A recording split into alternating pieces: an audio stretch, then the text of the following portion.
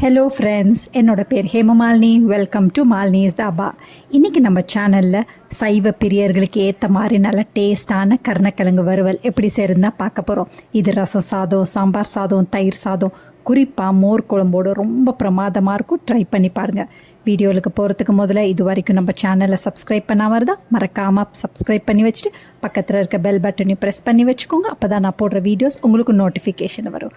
வாங்க டிலே பண்ணாமல் வீடியோவுக்கு போகலாம். கருணக்கிழங்கு வறுவல் செய்கிறதுக்கு முதல்ல கருணக்கிழங்கு வேக வச்சுக்கணும். அதுக்கு நான் அடுப்பில் தண்ணி வச்சு தண்ணியும் நல்லா கொதிக்குது. நான் ஏற்கனவே 1/2 கிலோ கருணக்கிழங்கு வாங்கி நல்லா மண் போக நல்லா கழுவிட்டு தோலெல்லாம் சீவிட்டு சின்ன சின்ன துண்டுகளாக வெட்டி வச்சுருக்கேன். அதை சேர்த்துக்கலாம். அதோட கொஞ்சமாக உப்பு, சின்ன எலுமிச்சம்பழத்தை விட சின்ன சைஸ் புளி எடுத்து 1/2 கப் அளவுக்கு தண்ணியில் ஊற்றி 1/2 மணி நேரமாக ஊற வச்சுருந்தேன். அந்த புளி தண்ணியை சக்கையெல்லாம் நல்லா புளிஞ்சிட்டு புளி தண்ணியை சேர்த்துக்கலாம். கருணக்கிழங்கு காரல் அடிக்காமல் இருக்கிறதுக்கு இந்த புளி தண்ணி கண்டிப்பாக சேர்க்கணும். இதில் 1/4 டீஸ்பூன் அளவுக்கு மஞ்சள் தூளியும் சேர்த்துட்டு இது ஒரு பக்கத்துக்கு நல்லா வேகட்டும். இன்னொரு பக்கத்தில் இதுக்கு ஒரு மசாலா ரெடி பண்ணிக்கலாம். அதுக்கு சின்ன மிக்ஸி ஜாரில் 1/2 கப் அளவுக்கு சின்ன வெங்காயம், 1/2 கப் அளவுக்கு தேங்காய், 1 டீஸ்பூன் சோம்பு, கொஞ்சமாக கருவேப்பிலை இதெல்லாத்தையும் சேர்த்து நல்லா கொரப்பாக அரைச்சி இதுவும் ஒரு பக்கத்துக்கு எடுத்து வச்சுக்கோங்க.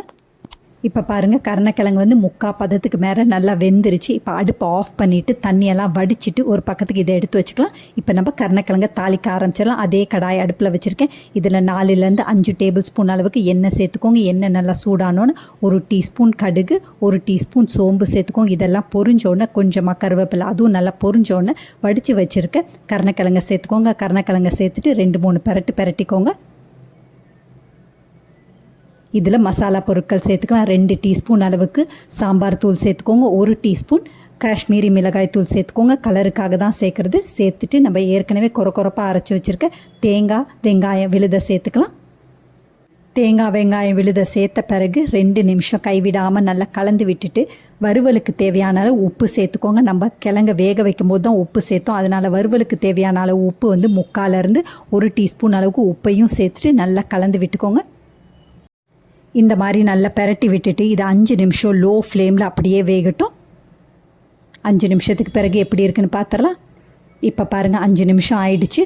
லேசாக அடி பிடிச்சிருக்கு. கரண்டியை வச்சு நல்லா சுரண்டி விட்டுக்கோங்க. இந்த மாதிரி செய்யும்போது கருணக்கிழங்கு வறுவல் டேஸ்ட் ரொம்ப நல்லாயிருக்கும்.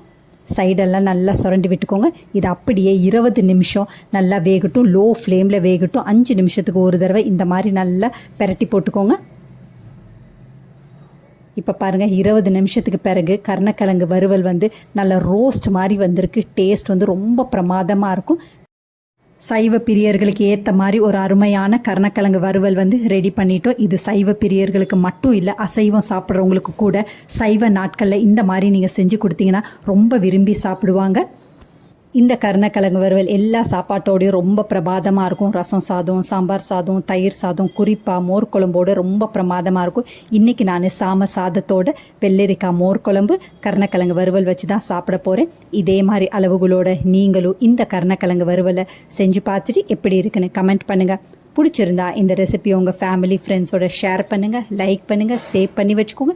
இந்த மாதிரி வறுவல் ரெசிபிஸ் வேணும்னாலும் மறக்காமல் நம்ம சேனலை சப்ஸ்கிரைப் பண்ணி வச்சுக்கோங்க. Thanks for watching, friends.